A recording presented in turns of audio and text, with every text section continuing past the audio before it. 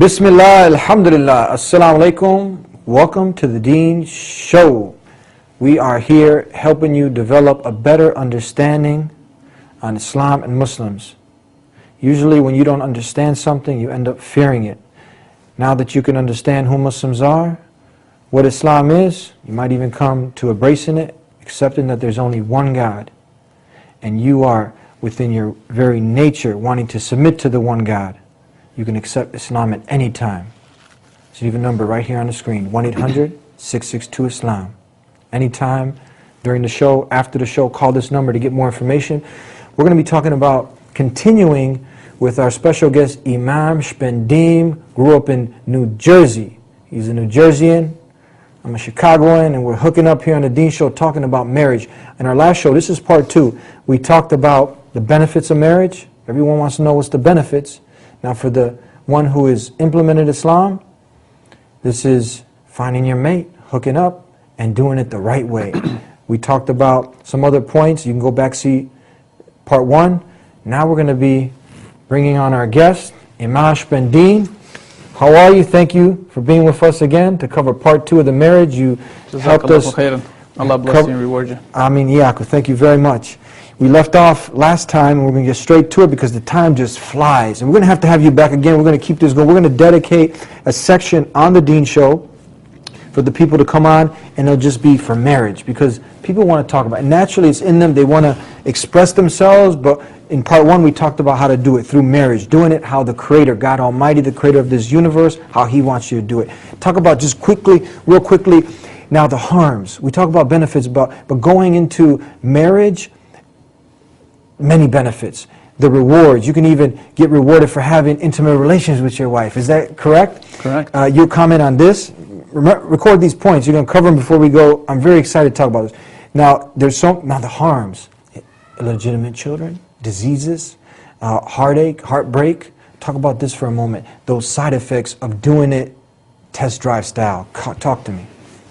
I think that it's evident in society as a whole. When you look at the many different negative repercussions that people who do live that test drive lifestyle of switching from person to person, heartbreak after heartbreak, wound after wound, scar after scar, that you find that it's very common now for women to be suffering from depression. Could you imagine when these relationships that are not established for the right purpose, and you have people that are going to become verbally abusive, where they're going to mentally look to destroy you because it's about manipulation. It's about how I can get the most out of you and in no way what I can give you. And so you have your self-esteem being destroyed, your self-worth and value being destroyed. At the end of the day, you have major mental illness. Not to mention, as you mentioned, the diseases that take place. And it's not just about AIDS. AIDS is definitely very serious, where you basically have a death tag on you, that you're going to die if no cure comes up for it or things of that sort. But there's other diseases that perhaps people don't think about today. When it comes to also the children. Imagine how many mothers, single mothers are out there with the stress of trying to raise, provide for these kids. And then the kids themselves being raised in these homes without having a father, being raised under the stress and anxiety of a mom who's living in a dog-eat-dog world. So you'll find that a lot of the social ills that we have today, they're really the fruits of these bad decisions that people are making in their lives. And this all comes from just living that freestyle, I call it lifestyle. Just do as you want. Go to the little nightclub, go to the party, men and women just mixing, co-mingling. And we have a lot of Muslims that are falling into this trap of just going and following your lusts and desires. Is there any good that can come out of this? Yes, only if they're looking to abuse themselves and for a cheap thrill. Cheap thrill. But for someone that you're going to want to make your partner in life, that you're going to want to raise a family, people don't go to the barn to try to find themselves, a meal, nor to find themselves a partner. If you're hungry, you're going to go to the right place. You're going to go to a restaurant. You're going to go to a place that specializes in making food. And not only that, but because we're conscious of what we eat, We're not going to go to just any hole in the wall where we're going to catch, salmonella, or who knows if they're serving you rats chopped up as chicken, or whatever the case is. Why is it then when it comes to one of the most important decisions in life, why is it that we take this easy approach, or that we literally abuse ourselves and others? Honestly, I think that one of the biggest problems that Muslims have had is that their parents have been an awful example for what a successful marriage should be. Yeah. I'm not saying everybody, but I think that in general it would be the case. You'll find that when it comes to the relationship being one of partnership, that doesn't seem to be the case. Most of the times it's one of roles and rights. That the man's supposed to go out and work and bring home the bread and come home, and the wife is supposed to be serving all day and she's frustrated and this and that. Perhaps these things worked prior to TV and all of these other fantasies of what relationship should be. I think that people today, Muslims included, they want more, and they have every right to. But understand though that in Islam, you can have all of that, but it needs to be done right. In Islam, when we look at the life of the Prophet ﷺ, and he taught us, he said, إِنَّمَا الدُّنْيَا مَتَاعٌ وَخَيْرَ مَتَاعُهَا الْمَرْأَةُ الصَّالِحَةُ. In this hadith, which is authentic, he taught us that everything in this world is but a possession. It's a possession of one shape, form, or another, and the best thing you could possess and have in this world is a righteous woman, a righteous wife. And the same thing holds true for the wife, to have a righteous husband. And so when you have that relationship, and everybody understands not the rules and the roles and all of these conditions that take away from the naturalness and from the awesomeness of the relationship, then you can have the intimacy. You can have the excitement and the thrills. You can have the passion and the romance. You can have the fun. You can have all of those things and more, but with an extra added value and quality that you're not going to have in these other relationships, with commitment, with stability. You're not going to have somebody that is going to be here today and perhaps not be there tomorrow. And as long as we understand that, subhanAllah, Allah is always and forever to be glorified, you can have your cake and eat it too with Islam. Before we go on to some of these points I told and I promised the people we're going to cover in the last show, part 1, I want to make this clear because we love our sisters in the deen, we love our brothers in the deen, and now these sisters that might have been away, we want them to come back to the one who cares about them the most, their Creator. He knows what's best for them. He cares so much about you that He does not want you to harm yourself, so that's why He'll prohibit certain things. You will comment on this, inshallah. Tell us that a man at a nightclub or a bar, is this a man that you can take seriously? Is he there with, you think, marriage on his mind? Same thing for the woman.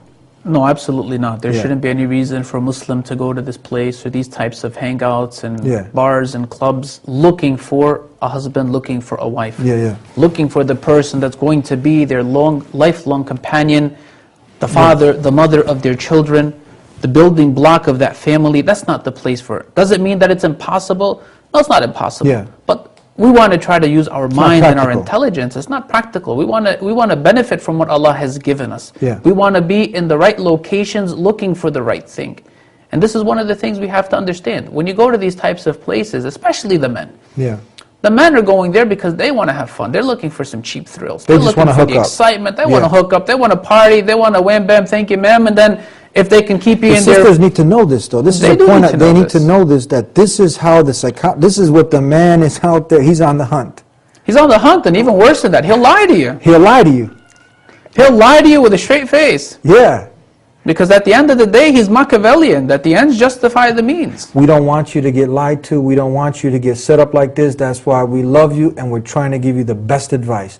Same thing with now, the brothers are out there on the hunt, and it seems like the sisters in these places are out there on display. We don't want our sisters to be on display. We don't. And I'll tell you something. If our sisters have made mistakes in life, that does not justify for them thinking that the only way they'll be able to find somebody is to go to these places. No. As long as a person, a believing Muslim, repents to Allah, they are no longer considered unchaste, evil, or anything of that sort. So if they have wronged themselves, the women or the men, they need to return to Allah and look to find the halal, the appropriate way, the appropriate locations, the appropriate methods for finding that person, not these places. It's never too late. So even It's if never he's too did late. that, he's had the VIP card for all the nightclubs. She's had, the guy who's taking her all the nightclubs and another guy taking her there and all these other things. We're not going to get into the details. Allah is the most forgiving. She stops right now, He forgives. Is this correct? Absolutely. Okay, we talked about this, and I hope you get to benefit, and we're doing this out of the love. Here with Imam Spendeem. Tell us now, for the brother, these who've gotten a little past that, he's fasting now. The brother is not married, but he's not kicking it at a nightclub. Shaitan don't got him there. He's fasting, mashallah, but he's still not married. Something is holding people. We talked about in the last show. This is the real deal. I come up with brothers and look what time it is. It's like 2 years, 3 years past. If brothers, you get married. I asked them this question 3 years ago, and the brothers, make dua for me. I'm making dua for him, but can he be doing something a little bit more? Can he be a little more enthusiastic about it? What are the harms of keeping you? Because I honestly think, look, Shaitan keep you away from praying, huh? And Sure. Definitely, you started praying. He doesn't want you to get married, does he? Because there's so much good that can come out. Can they be tricked a little bit by the Shaitan, procrastinating for so long? And I don't want you brothers to live another 10 years. And when I see you, say, look, brothers, still make dua for me. I want you to be enthusiastic about this after the show. Give us some advice, Imam.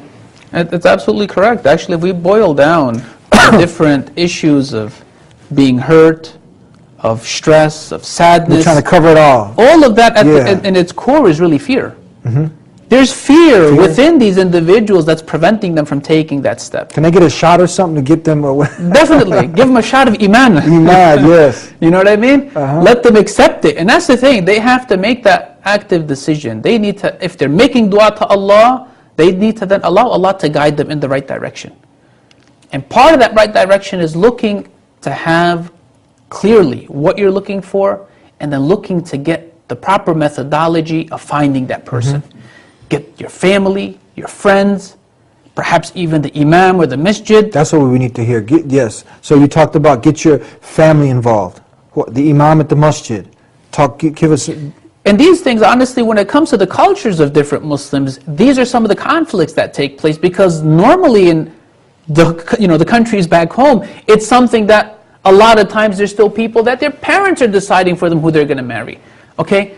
When you come to America or you go to some other countries, you got to understand that this is a melting pot. Yeah. And so we need to really open up our minds and our hearts to what is Islamically permissible of avenues for us to follow.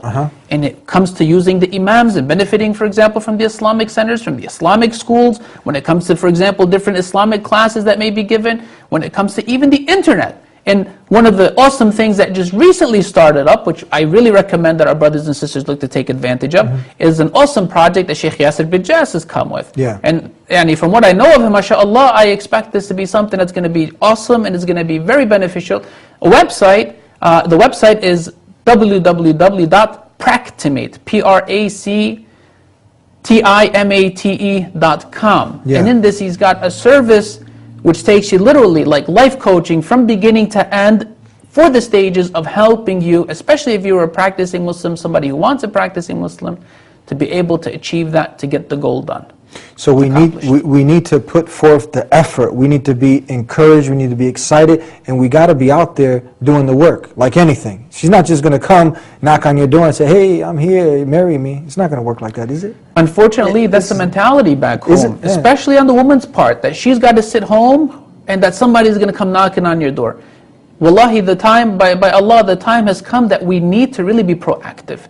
If you are not going to be proactive in your life in that which is most important to you, if you're going to just leave it to others, then how in the world are you going to be able to expect really a meaningful, deep, fulfilling relationship? So it's not shameful in Islam that, for example, the father, when he knows his kids and he knows his daughter and he's in the community, if he spots and recognizes a great candidate for his daughter from what he knows of the person, of having seen him in a masjid and attended different functions and having an opportunity to really get to see the core of what this person is, their quality, their personality, to approach the guy and say to him, "Look, my man, I got my daughter who is of age to get married, and I don't know what your situation is and all, but if you're looking to get married, let's talk."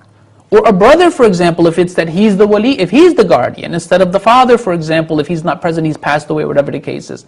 Or for the brother himself to be active, to look to go to the masjid, to attend some of these Islamic classes, to find out from maybe his sister, or his sisters, or his aunts, or his nieces, or whatever the case is, to be able to really be just as eager and as ambitious in trying to find that person as they would be for anything else. Get on the ball. Get on the ball, run with it, man. And this is something very serious because zina, that's a major sin. Zina meaning, how would you translate it? Fornication? And adultery. This is something that's major. We don't want to get close to that. We want to be far away from that. And safeguarding your deen, your way of life, the way of life from the creator of the heavens and earth, that's the marriage, isn't it? It's protect yourself from getting in this trouble. That's definitely one of the aspects and purposes behind marriage and of the benefits. That it protects you from having to do anything of what you would normally have fulfill you and satisfy you within the marriage, to find it outside of the marriage. And again, this is one of those aspects of when you are going to get married, that you want to make sure that when you marry the person, they have a proper understanding of intimacy and sensualness. It's unfortunate that culturally, so the way that excuse me, our sisters have been raised to understand this issue of intimacy as if it's a taboo, as if it's a wrong. It's as if it's this, unfortunate act that just has to happen, hurry up and get it over and done with. And therefore it leaves a lot of unfulfillment within the man, which causes them a lot of the times to want to find it in other avenues. So yes, Islamically, marriage is supposed to protect us and safeguard us from it, but at the same time, when you're looking to get married, don't check to understand to see that the other person understands things correctly and that they're really looking to submit themselves to what is within Islam, even though culturally and in their upbringing they may have had a different view. Then it may be that this is going to be one of the major points of stress within the relationship, which can cause problems. We talked about benefits, we talked about importance of marriage. Man, this is such a vast topic. We're going to be dedicating, and we're going to have you back again. We're almost out of time. Imam, tell us now, that did the companion of the last and final messenger, Prophet Muhammad, peace be upon him, Omar ibn Khattab, did he, when he would find a single man, what would he say to him? Did you come across it where he would ask him, he wouldn't be pleased, he would say something in the sense, are you married? And if you weren't, he would give him a little hard time. Can you comment on this? Well, that's true. Why? Because the Sahaba, the companions and the disciples of the Prophet Muhammad, may Allah's peace and blessings be upon him, and may Allah's mercy be upon his companions and disciples, they took the sunnah, the teachings, the life application of the Prophet Muhammad seriously. So for them, they didn't pick and choose and say, well, we're going to give this a number 10 priority and make this a number 1. They took it all seriously, especially when the Prophet ﷺ would use the term, فَمَنْ رَغِبَ عَنْ سُنَّتِي فَلَيْسَ مِنِّي, that whoever desires other than my way, that he's not from me. For them, that was a major red alert. Like, oh, something is definitely serious here. So when they saw somebody looking or not actively partaking in that which is a clear teaching, a command within Islam, then for them that raised red flags. It raised red flags, and it was something to be cautioned about, something to question and see why, what's happening. What's up with that? Why aren't you doing what the Prophet told you to do? You're still 3 years later. Especially because in Islam, marriage is supposed to be a simple process. We're making it difficult nowadays, aren't we? We make it too difficult. Yeah. We're torturing ourselves. Yeah. We are giving ourselves migraines. We're putting conditions upon ourselves and upon each other to a point where in certain countries, people cannot get married because of the monetary cost of them having to set up all of these different things, of the dowry, of the mahar, of the gift, and of a fully furnished apartment, and of this much money and gold and jewelry, and so on and so forth, where people have to literally try to get in debt, to be able to meet those circumstances. And imagine what happens now after a person has literally gone off on a limb to do that. And when they get married, and they don't find within that person, because they didn't do their job, what they were looking for, they don't feel satisfied, they don't feel fulfilled, the letdown.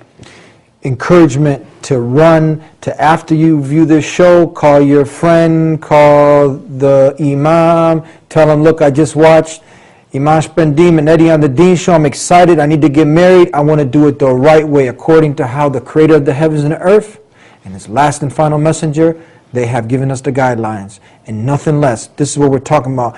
We want you to get encouraged to do it the right way. We're almost out of time. the high dowries. You got to be a doctor to marry my little girl. There's some legitimacy here, but how much of it is practical? How much of it does this end up being a deterrent to make the brothers who are encouraged, maybe they got disencouraged now because you know what? They saw the honey of his eye, the light of his eye. And you know what? He prays 5 times a day. He worships his Creator alone. He's paying the charity. He's fasting during the month of Ramadan. He's doing everything that his Creator wants him to do. And he's staying away from the evil, the bad things. And now he's trying to marry this young lady. But you know what? You're going to have 100,000. You're going to have this doctor's degree. I mean, is this something that's legitimate? Talk to us real briefly about this. And we're going to have to do a part 3 because we got so much to cover and we got so little time. Well, with an important topic like this, which is really, especially among college students, the #1 subject for years, it makes sense that you give it the proper attention time. The Prophet ﷺ simplified it, where he said in an authentic hadith, إِذَا جَاءَكُمْ مَنْ تَرْضَوْنَ دِينَهُ وَخُلُقَهُ فَزَوِّجُوا إِلَّا تَفْعَلُوا تَكُنْ فِتْنَةٌ فِي الْأَرْضِ وَفَسَادٌ. He says, when there comes to you that person, that suitor, the male, you find in him, in his religion, in his understanding, in his practicing of his religion, of Islam, and in his manners and character, that which pleases you, then marry them to your daughters, marry them to your sisters, marry them to those that are under your guardianship whom they've come to ask for. If you don't do it, there's going to be some serious problems and corruption. That's how simple. He didn't say if there comes to you the doctor, the engineer, the businessman, that if he has this much money or that if his age has to be like this or like that. And understanding the issue of deen, naturally the person's going to have to be mature. He's going to have a sense of responsibility and accountability and discipline. He's going to have to be physically also mature. And there's going to also need to be that sense of having, the finances to take care of a family. But the main thing to understand is that all of that complements itself. It's not that the main thing we're looking for is to see what type of money he has so that he can treat my daughter like a princess, or that I'm going to look to benefit from him because I don't maybe have the money, but I know that my daughter, for example, has had many requests, and so now I'm going to look to fish the biggest, kahuna that I can get. It's not about that. Islam kept it simple. The person's belief, their practice, their righteousness, and it's backed up in their manners. And that second part is very important. Because it's not about a person saying that they're practicing and they look like they're practicing, whether it's the male or the female. But in their speech, they're sour, in their personality, they're ugly. It's got to be that the two are together, really fortifying that you really are a believer, and it shows in the way you live your life. Imam Spendim, this is something that we need to continue, inshallah, God willing, to talk about. We're going to cut out here, and I'd like to thank you for being with us on the Deen Show. My pleasure. May Allah, the Creator of the heavens and earth, reward you in this life and the hereafter. Ameen. And our brothers and sisters who are listening and learning, inshallah. Yes. Now, we are here to learn, and that's why we bring on people who are qualified to talk about these important subjects. You heard the word Islam. It is something, a way of life that was brought by all the messengers of the Creator of the heavens and the earth. It's submission to one God. It's something natural. It's something that goes with your very nature. And a Muslim is one who does the action of Islam. Now, marriage is a very important part of Islam. You need to go get married. Do it the right way. Do it the way the Creator of the heavens and the earth wants you to do it. Get out of the nightclubs. Get out of the places where you shouldn't be. And come back here every week on the Deen Show. If you want to hear more about this topic, let us hear your comments and suggestions, and we'll do it again. Tell us if you've enjoyed this, and if you want us to do it, as I said, we'll do it again. We'll bring the Imam back out, and we'll talk and continue to talk about the high dowries. We'll continue to talk about some of the obstacles, how to approach, how to not approach, and everything within the perimeters of Islam. We'll see you next time on the Deen Show. Until then, Assalamu alaikum, peace be unto you.